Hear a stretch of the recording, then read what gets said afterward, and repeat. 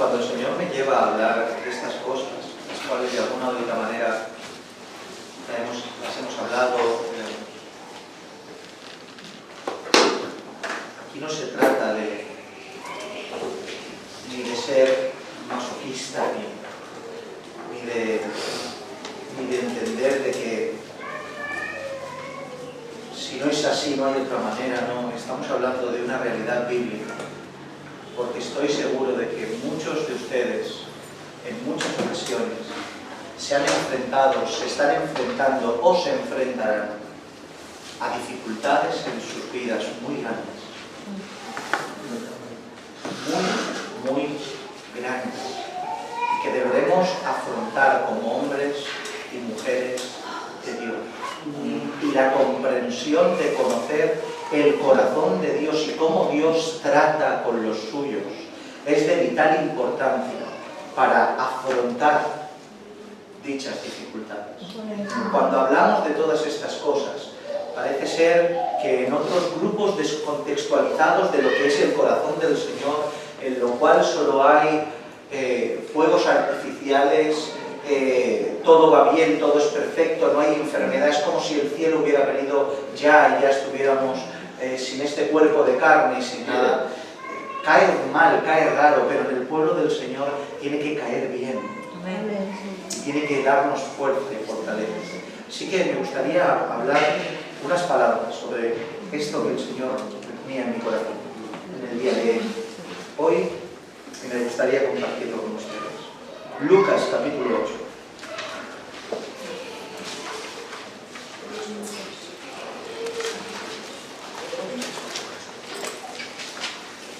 Vamos a leer del verso 40 en adelante.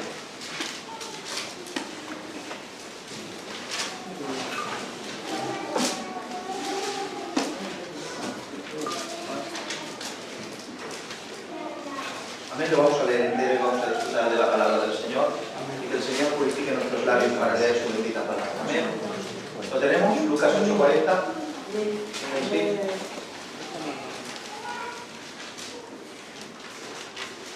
Tercer evangelio.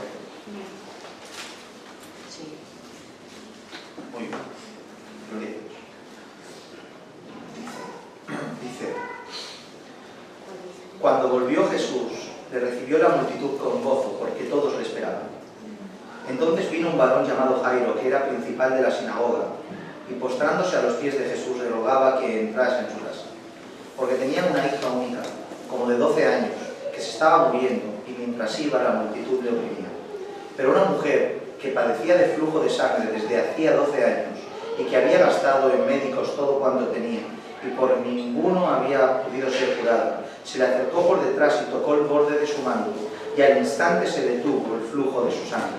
Entonces Jesús dijo: ¿quién es el que me ha tocado? Y negando todos dijo Pedro y los que con él estaban: Maestro, la multitud te aprieta y oprime, y dices: ¿quién es el que me ha tocado?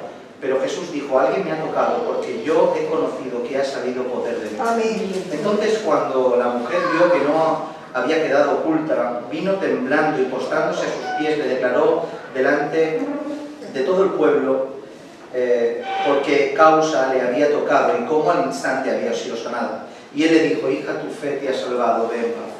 Estaba hablando aún cuando vino uno de la casa del principal de la sinagoga a decirle: tu hija ha muerto, no molestes más a la maestra. Oyéndolo Jesús le respondió: no temas, cree solamente y serás salvo. Entrando él en la casa no dejó entrar a nadie consigo, sino a Pedro, a Jacobo, a Juan y al padre y la madre de la niña, y lloraban todos y hacían lamentación por ella. Pero él dijo: no lloréis, no está muerta, sino que duerme. Y se burlaban de él, sabiendo que estaba muerta, mas él, tomándola de la mano, clamó diciendo: muchacha, levántate. Entonces su espíritu volvió e inmediatamente se levantó, y él mandó que se le diese de comer, y sus padres estaban atónitos, pero Jesús les mandó que a nadie dijesen lo que había sucedido. Amén. Amén. Hermoso relato, hermosa historia, preciosa la escritura del Señor, y cuánto aprendemos de él. En muchas ocasiones en esta congregación hemos hablado de la importancia que tienen las prioridades, ¿verdad? Amén. De ser hombres y mujeres con prioridades, saber ordenar en nuestra mente lo que es principal, lo que es secundario, lo que va primero y lo que va después, la A, la B, la C, y así sucesivamente. Y atender en la medida de lo posible todo lo que se nos pone delante nuestra, pero con un orden de prioridades, por importancia, y así descendiendo hacia abajo. Sabemos que es de vital importancia el tener prioridades, y hemos hablado del desastre que produce en la vida el no tener prioridades, el ser una persona que el orden de la prioridad lo tiene completamente alterado.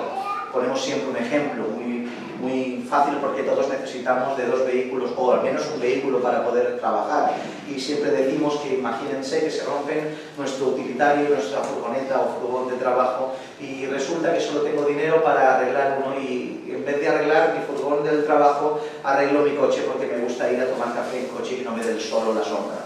Resulta que no puedo seguir trabajando y al final pues me busco un problema muy grande, pero en cambio si tuviera el orden de las prioridades ordenadas en mi mente, arreglaría la furgoneta, me quedaría sin coche un tiempo, pero como seguiría trabajando, después tengo la capacidad económica de haber podido arreglar el coche y tener los 2 coches de nuevo en marcha.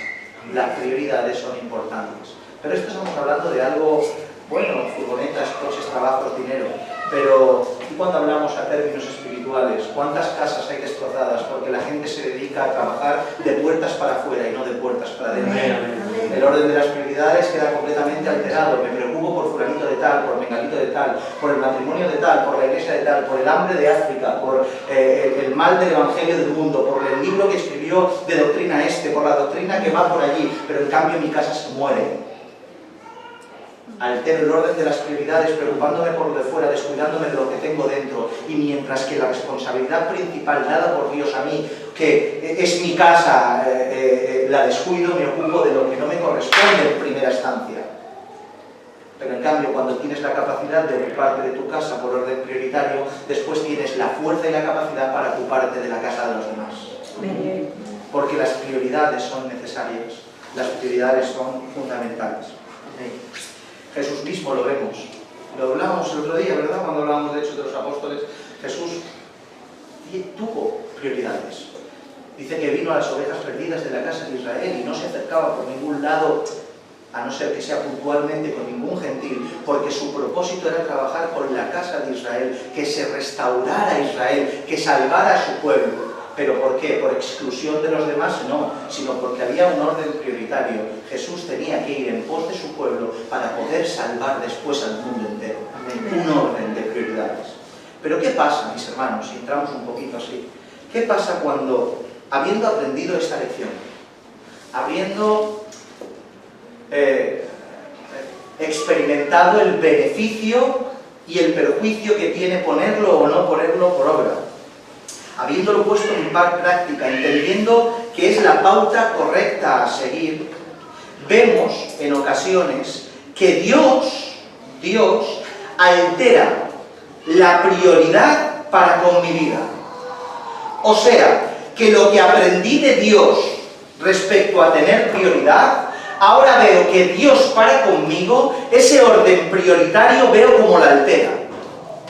Y lo que entiendo yo por importante, no lo hace Dios en mí, sino que hace otras cosas.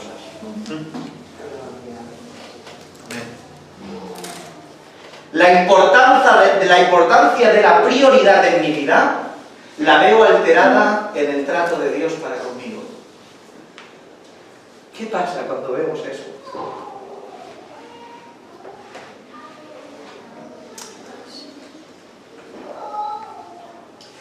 En ocasiones clamamos al cielo por una necesidad prioritaria. Pedimos al cielo por trabajo. Pedimos al cielo, al Padre, por comida, por salud. Y no somos suplidos en estas áreas, sino en otras, que no tienen tanta importancia. Y en un contexto de servicio al Señor igualmente. Señor, dame de tu gracia para poder hablar con tal o cual persona y que sea afectada por la verdad de tu palabra y no sucede nada. Y en cambio suceden otras cosas que en apariencia no son tan prioritarias.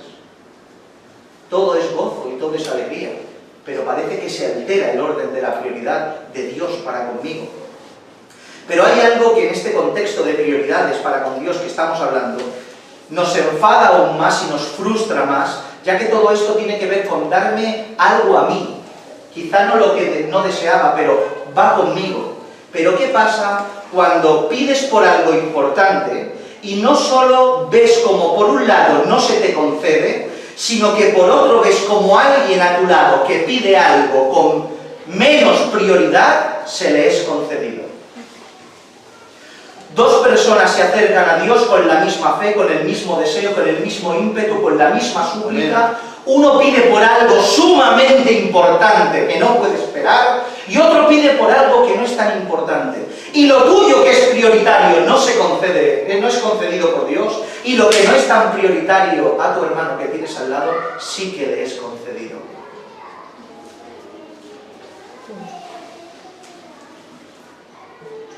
¿Cómo se puede comparar, mis hermanos, conseguir quizá un trabajo mejor, y pongo algún ejemplo, ya teniendo uno, a que pidas por tener alimentos para el día de hoy, para ti, para tu casa y para tus hijos?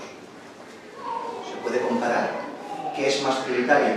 Uno ya tiene un trabajo que lo suple, pide por un trabajo mejor para que su vida laboral sea más accesible a su servicio al Señor, para que tenga más dinero, no por nada egoísta ni nada malo, pide bien, en consonancia con la voluntad del Señor, pero el otro pide para tener pan. Y en cambio, la súplica por el pan no llega, pero en cambio el hermano que tienes a tu lado mejora su vida laboral porque ha sido escuchado. ¿Cómo se puede comparar a que tu hija o tu hijo salga del pecado, a que tu hijo, el hijo de tu hermano, apruebe un examen importante de selectividad para entrar a la universidad? ¿Qué es más prioritario? ¿Que una persona sane de una enfermedad o que un hijo apruebe un examen? Pero en cambio la persona sigue enferma y el niño de tu hermano aprueba el examen. ¿Cómo se puede comparar a que mientras que tú pides porque un familiar no muera,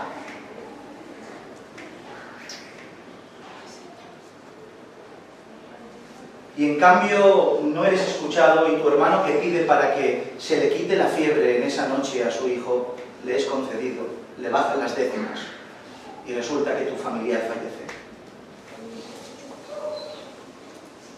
Cuando las prioridades se rompen con uno mismo, podemos caer en un dolor y en una incomprensión muy peligroso. Entonces, mis hermanos, escucha bien, porque no tiene misterio este sermón. Solo la fe, solo la seguridad de que Dios está en control de todo, nos ayudará a permanecer y a seguir caminando. Amén. Este relato que hemos leído, encontramos algo que nos puede llevar perfectamente a esta comprensión alterada. Podemos encontrar, si miramos de cerca, con una mirada crítica al texto respecto a lo que sucede, para poder entender el contexto de lo que los demás veían, a tachar a Jesús de un imprudente, a tachar a Jesús de un despreocupado, Dios nos libre, a tachar a Jesús de que su conducta no ha tenido una orden de prioridades adecuada a la situación que tenía delante. Jesús estaba inmerso en su labor. ¿Qué estaba haciendo el Señor? Inmerso en su labor como siempre. Predicaba, proclamaba el Evangelio y el reino de Dios por todo lugar. Sanaba, expulsaba de demonios, predicaba el Evangelio. Muchos no podían soportar su sola presencia. No los podían aguantar. Solo querían tentarle, hacerle preguntas capciosas para prenderle en alguna palabra, para poder sacarlo del medio porque les molestaba. Pero otros muchos encontraron en él la solución a su desdicha y a su mal. Vieron en Jesús la solución a todos sus problemas. Y entre estos encontramos a Jairo. Jairo encontró en Jesús una solución. ¿Quién es Jairo y cuál era su problema?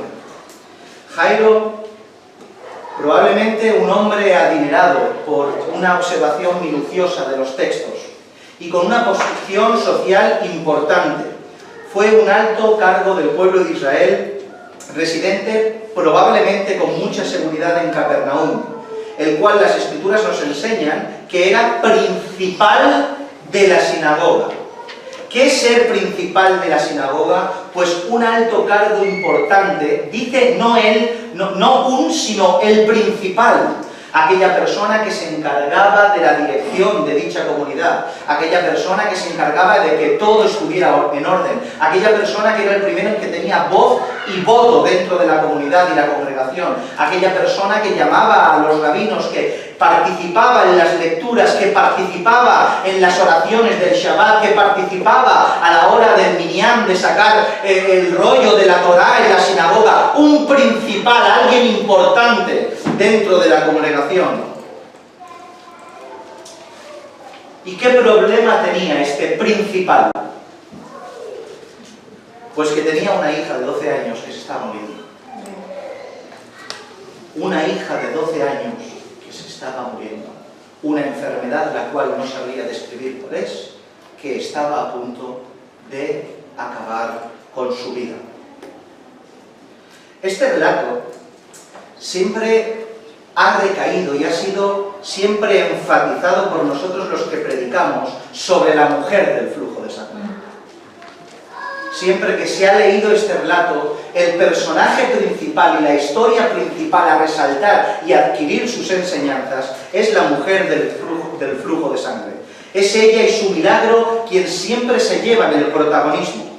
Pero aunque es cierto que este relato es increíble, es un relato de la mujer y de su sanación y de cómo fue, algo que aprendemos, cosas maravillosas, y vemos la mano poderosa del Señor, y la fe, y etcétera, etcétera. Tenemos que entender que esta historia de la mujer del flujo de sangre sucede dentro de la historia principal, que es el suceso de Jairo con su hija. Por tanto, encontremos, la mujer del flujo de sangre es una historia dentro de la historia principal. Por tanto, aunque es importante la enseñanza de la mujer del flujo de sangre, no carece menos de importancia la enseñanza que adquirimos de Jairo y su hija enferma moribunda.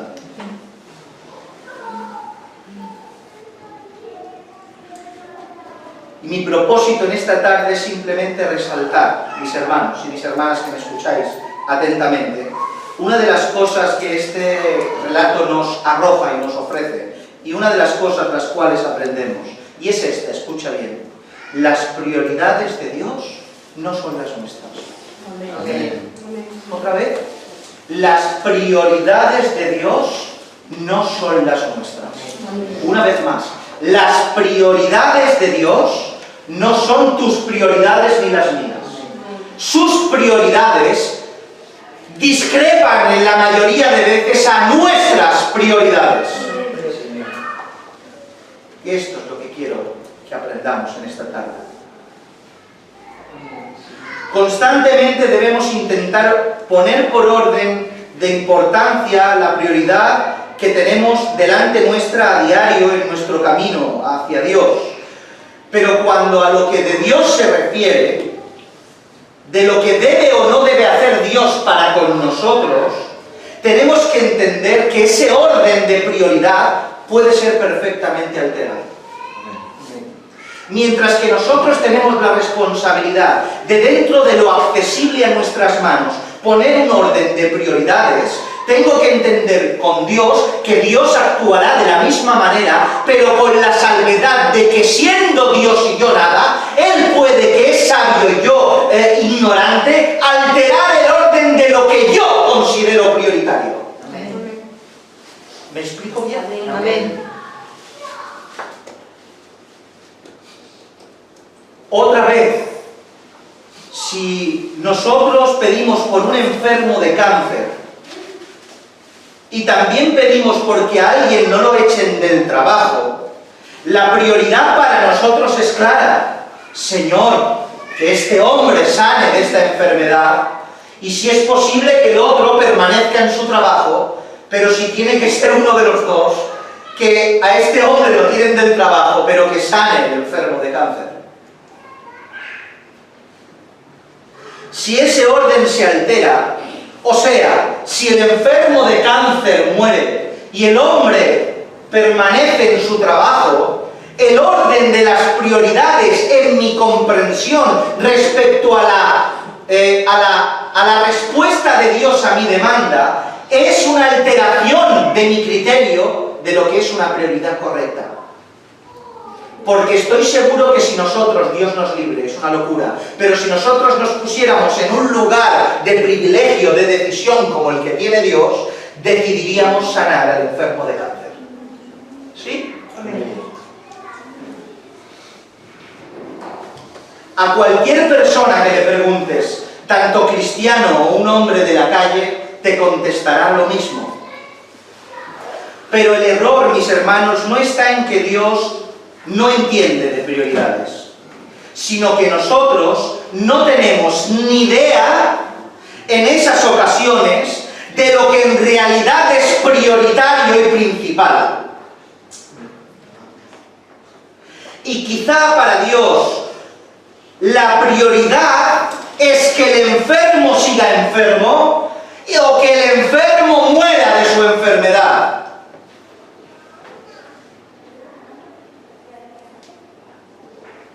Esto es lo que vemos exactamente en esta situación en nuestro texto. Un hombre con una necesidad, Jairo. ¿Sí? Un hombre con una necesidad, Jairo, que va a aquel que puede suplir la necesidad, Jesús. Se postra a sus pies y clamando le dice, por favor ven a mi casa, porque tengo una hija de 12 años que va a morir. Jesús accede, se van hacia su casa, pero mientras que se van hacia su casa, hay una multitud de gente que los interrumpe, pero en medio de la multitud de gente sale una mujer, le agarra el borde de su manto, de él sale poder. Cristo se para, se entretiene con la mujer, habla con la mujer y dice el texto literalmente, mientras él seguía hablando con ella, vino uno de la casa a decirle que su hija había muerto, que no molestara más al maestro.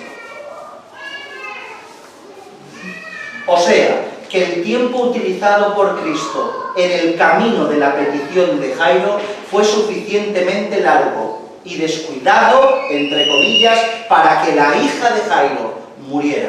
No llegaron a tiempo por entretenerse en sanar otra enfermedad, en atender otro caso, en pararse con la mujer del flujo de sangre.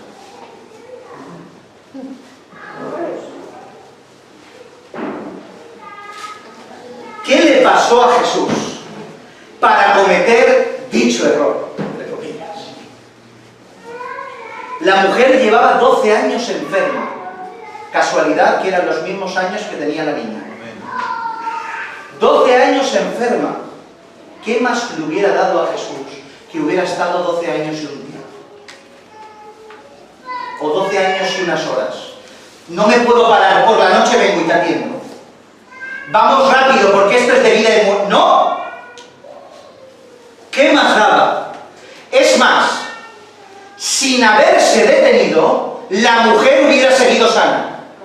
Porque no se sanó porque Jesús se para. Se sanó cuando la mujer tocó a Jesús. Por tanto, aunque hubiera tocado el borde de su manto y Cristo hubiera seguido al desempeño de la labor y de la demanda de Jairo, la mujer hubiera sido sanada y quizá hubiera llegado a tiempo a sanar a la hija de Jairo. Pero Cristo se para, se entretiene y a consecuencia una niña de 12 años muere.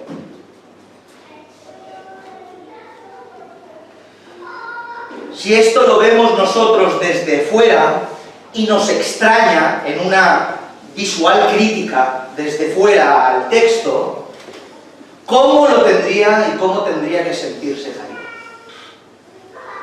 ¿Cómo? Vengo roto ante ti, desesperado porque mi hija está a punto de morir, y tú te entretienes por hablar con una mujer que podía esperar. Y por causa de tu espera mi hija muere. ¿Cómo se debería sentir Jairo? Cuando el orden de las prioridades había quedado completamente alterado. Tenía motivos Jairo de enfadarse, de darle la espalda a Jesús, ya que pudiendo hacer algo, Jesús no hizo nada en este momento. Eso es lo que tendría que haber pasado, o de la manera en la cual seguramente yo habría reaccionado así y me habría puesto así.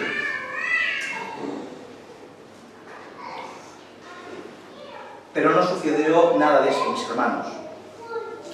Para nosotros la prioridad quedó truncada en esta ocasión, pero para Jesús, escucha esto, pero para Jesús la prioridad, su prioridad, pasaba porque la hija de Jairo muriera.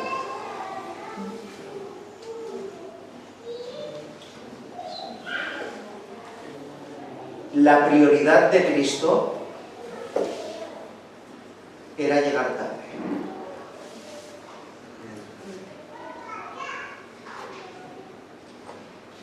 No os sorprendáis, mis hermanos. La prioridad de Cristo era que la niña en esta ocasión muriera. Nos sorprendemos, ¿verdad? Pero sus caminos, los caminos de Dios, no son nuestros caminos. Los pensamientos de Dios no son nuestros pensamientos. Sus prioridades no son nuestras prioridades. Más para adelante lo repetiría de nuevo. ¿O no os acordáis qué pasó con Lázaro y con sus hermanos? Lázaro muere, era amigo íntimo de esa casa de Betania. Marta, María y Lázaro era el lugar donde el Señor iba de vez en cuando a ver a sus amigos, seguramente a reírse, a abrazarlos, a hablarles en la intimidad del Señor. Y le mandan a avisar: ves a llamar a mi amigo Jesús, a mi Señor, porque mi hermano va a morir, ves a llamar, ir a buscarlo. Van a buscarlo. Mira lo que dice el texto. Van a buscarlo y cuando se encuentran con él, me manda Marta, María, tus amigas, porque tu amigo Lázaro está muerto y dicen que te llame para que tú vengas a solucionar el problema. Dice el verso 5 del capítulo 11 de Juan: y amaba Jesús a Marta y a su hermana y a Lázaro. Dice, cuando lo oyó que estaba enfermo, se quedó 2 días más en el lugar donde estaba.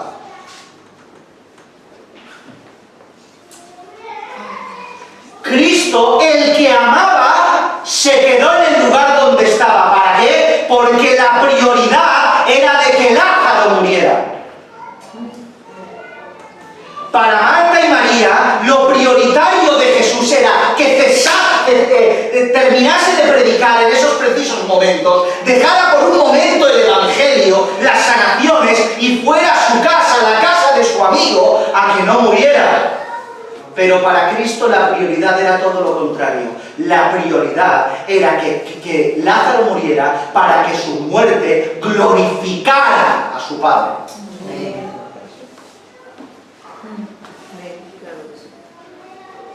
Y así funciona Dios, hermanos.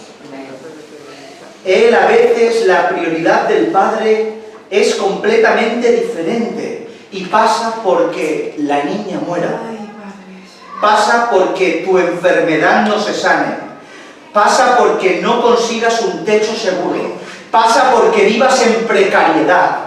Pasa porque hoy tengas pan y mañana no lo tengas. A veces las prioridades del Padre van en contra de lo que tú deseas o necesitas. Y no estamos hablando de castillos, ni de rayos, ni de centellas. No estamos hablando de locuras. Estamos hablando de algo necesario. Salud, vida, pan. Pero a veces lo que para ti es prioritario, para el Señor no lo es. Y es completamente en su mente, completamente irrelevante y secundario. Porque la prioridad de Dios no es tu prioridad ni la mía. ¿Entendéis esto? Nosotros queremos que todo suceda en perfecta consonancia a nuestras necesidades, pero resulta ser que en muchas ocasiones lo que para nosotros es prioritario, para Dios no lo es. Pero, ¿por qué?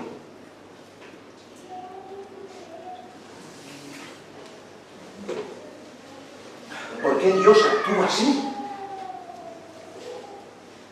¿Podemos discernir algo?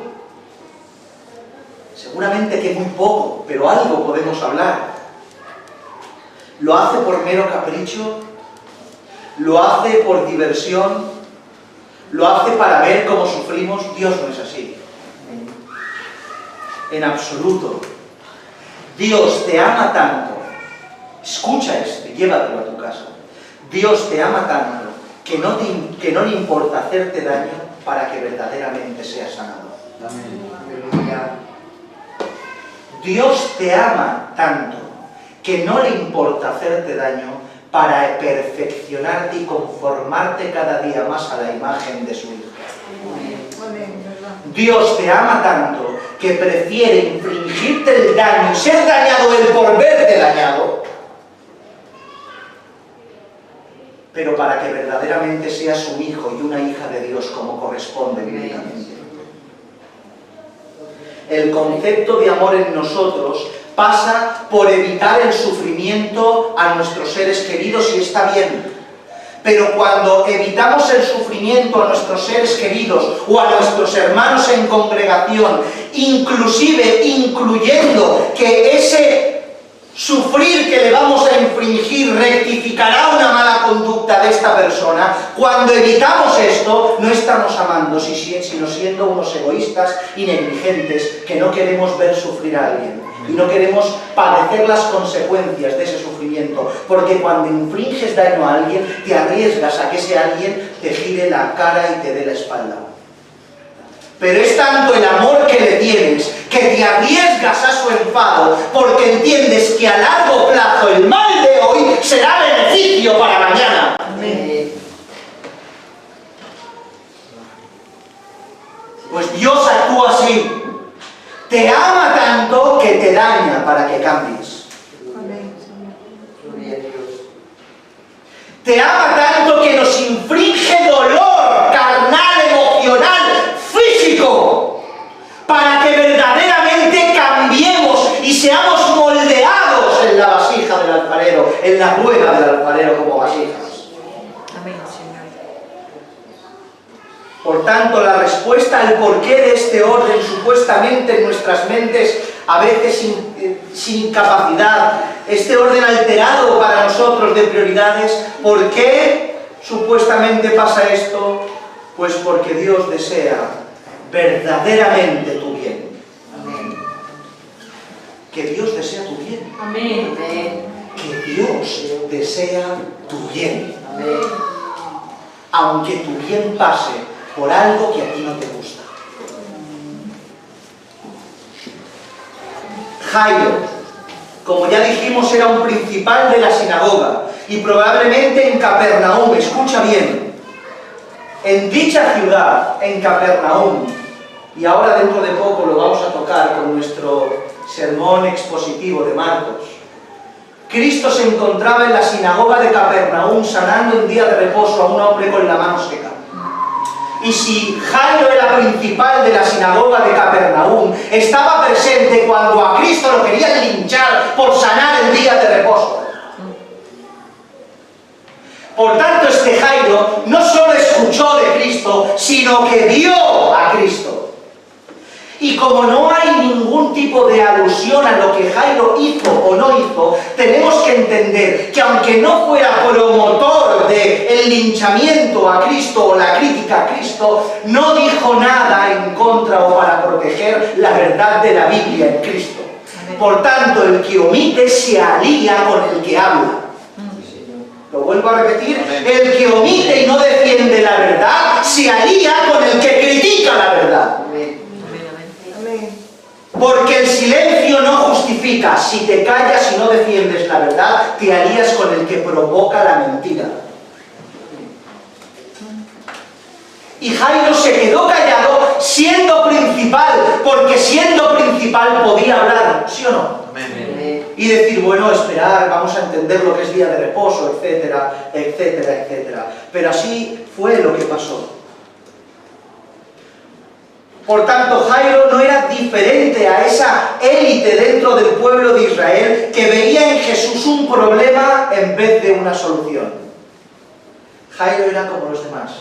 Jesús era un problema, no era la solución. Pero escucha esto. Menos mal que la enfermedad tocó a la puerta de Jairo. Menos mal que la enfermedad visitó a la hija de Jairo.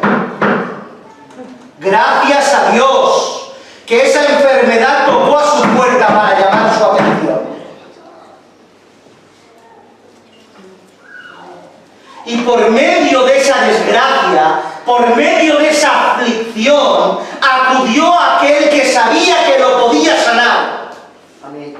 Él vio con sus propios ojos, fuera o no fuera día de reposo, estuviera bien o no estuviera bien, como un hombre con la mano seca era sanado. Amén.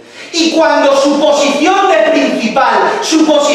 principal de la sinagoga, las oraciones de los rabinos, la escritura que ellos comprendían y los 1000 etcéteras no fueron suficientes, fue tras aquel que antes persiguió. Amén. Amén. Sí, Señor. Fue tras aquel que antes persiguió. ¿Por qué? Porque gracias a Dios que la enfermedad tocó a su puerta. Amén, Señor.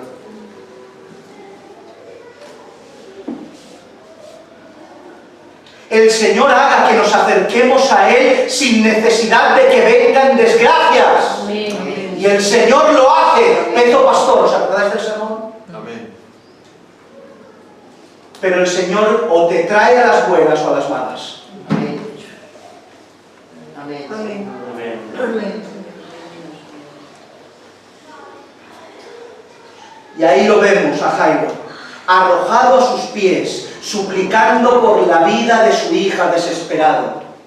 Jesús seguramente igual no lo conocía porque había muchos, pero sí que se dejó escuchar de que era principal de Capernaum, por tanto entendía de que estuvo en esa iglesia, en esa sinagoga, en esa congregación, pero aún así fue en pos de la demanda, porque al Señor no le paraba a quien tenía delante. La obediencia, la voluntad, el amor era lo que dominaba sus impulsos. Amén.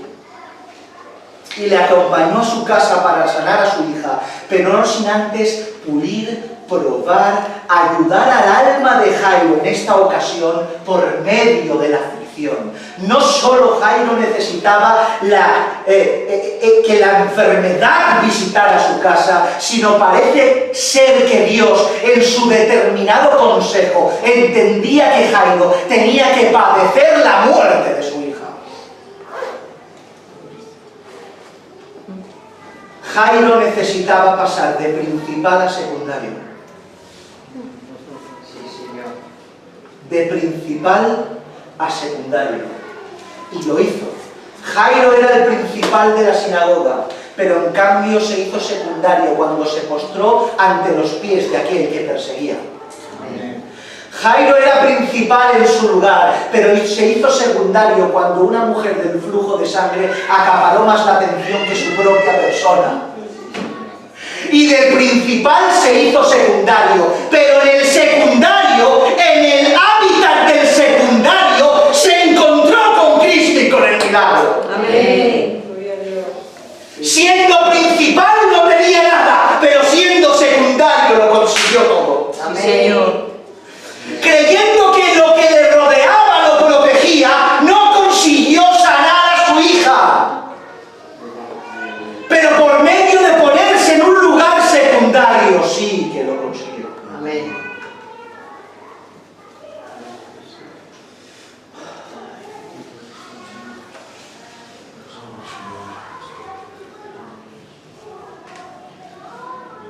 Jairo tuvo que afrontar esta situación y la afrontó bien, lleno de fe. Fijaos en la situación otra vez. Seguramente quizá frustrado por no haber llegado a tiempo por sanar a otra persona que no era su hija en su lugar.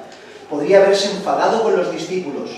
¿Por qué los discípulos no le dijeron a Jesús: rápido, vamos? Se podía haber enfadado con todo el pueblo que lo amontonaba: dejadme pasar, dejadme, que tengo prisa, que mi hija muere.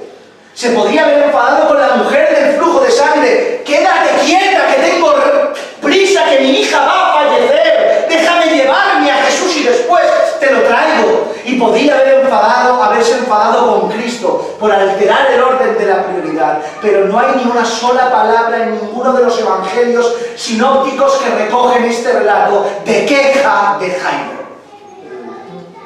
No hay ninguna queja, no hay ninguna mala palabra, no hay ninguna mala cara, no hay nada. Hay silencio. En medio de la ausencia de la queja se escucha una voz que dice: ¿cuándo se escucha la voz? En medio de la ausencia, cuando no hay queja, hay una voz que dice: no temas, cree solamente. Amén. Amén, Señor. Pero aún así, Jairo tenía que ser probado en esa situación y que las manos del alfarero penetraran su barro y le rompieran las costillas y todo lo que tenía por dentro, porque se encontraba con una realidad tangible y con una fe intangible. Se encontraba con la noticia, por un lado, de uno que salía de su casa, que él lo conocía, probablemente sirviente, salía de la casa y le dijo: tu hija, no molestes más al maestro porque ha muerto. Una realidad tangible que se puede tocar, real: mi hija ha fallecido. Y se encontraba por un lado con la realidad tangible y por otro lado a Cristo que dice: cree y será salva. ¡Qué difícil situación! Un hombre que en apariencia ha cometido una negligencia, que se ha parado en medio del camino, que no ha atendido a mi hija, que hace poco lo perseguía, me he postrado a sus pies y no he encontrado respuesta. Mi hija está muerta y ahora tengo lo tangible y lo intangible. ¿Con qué me quedo? ¿Con la evidencia o con la fe? ¿Con lo que ven mis ojos o lo que siente mi espíritu? Pero Jairo decidió bien. Amén. Porque las manos del alfarero tocaron las fibras adecuadas. Y su silencio, no su voz, nos da la respuesta. Amén. No dijo nada, no tenía voz en el cuerpo. ¿Cómo va a tener voz en el cuerpo si resulta que su hija había muerto? Seguramente estaba jalillado de llorar y no podía ni hablar, pero sus palabras no eran necesarias. Cogió a Cristo y se lo llevó a su casa. Amén. Ignoró la voz de la mala noticia y escuchó la voz de la buena noticia. Amén. Escuchó a Cristo y se hizo vida en él, aunque su prioridad quedó alterada, y confió en la fe que él le dijo que tuviera. Y cuando llegaron a la casa, Jesús mandó afuera a todos. Y mientras que estaban todos fuera, le dijo: que la niña no está muerta, solo duerme. Niña, levántate. Y la niña se levantó. Gloria a tu nombre, Señor. Amén. Amén, Señor, amén.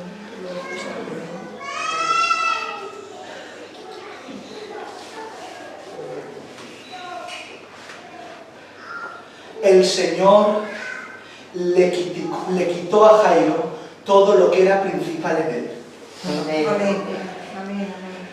para que todo en él se volviera, en él mismo se volviera el secundario. Y dentro de ese segundo plano, el principal dejara de ser él para que el principal fuera Cristo. Amén. Y cuando él se quitó de principal y puso de principal a Cristo, entendiendo que su prioridad no valía nada, solo la de Cristo, es cuando se encontró con Cristo y de postre se encontró el milagro. Amén. Gracias, Señor. Porque no es su prioridad ni la mía, ni la del alto cargo, ni la del teólogo, ni la de una denominación, ni un dogma de fe, que es Dios y su palabra, que es lo que Dios hace con nosotros. Él tiene el criterio correcto, aunque a nosotros no nos guste. Amén.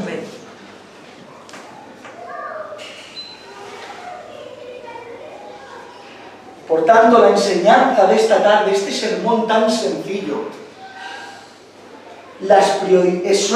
es esta la prioridad de Dios, a veces pasan por tu alma haciéndote daño, infringiéndote dolor, yendo en contra de lo que tú crees y entiendes que es prioritario, pero solo por amor. Y para punto número 1, conformarte a la imagen de su Hijo y arreglarte, porque déjame decirte, estamos rotos. Y punto número 2, para que la gloria se la lleve el Padre Celestial, que gloria tenga su nombre. Amén. Sí, Señor. Por tanto, tu fe, tu confianza en de que Dios está en control de todo lo que tiene que ver con tu vida, te ayudará a permanecer en pie y a seguir caminando por este camino angosto y estrecho, cuando el deseo tuyo y lo que tú entiendas por prioridad se altere en el orden de las prioridades de Dios. Te mantendrás en pie cuando venga a tu vida algo que no desees ni comprendas. Acuérdate de que Dios es tu Padre. Amén. Que te ama. Amén. Que quiere tu bien. Amén. Aunque infligirte dolor sea necesario. Dejemos de ser el principal y pasemos al lado secundario para que la prioridad de Él esté en principio, Él sea el primero. Y conforme vaya moviendo los hilos de nuestra vida, comprendamos o no comprendamos, nos guste o no nos guste, entendamos que es su perfecta voluntad y que todo lo que le acontece al cristiano es para bien. Amén. Amén. Amén. Amén. Sí, Y Señor. amén. ¿Habéis entendido esto? Amén. Inclina tu cabeza. Respeto. Amén.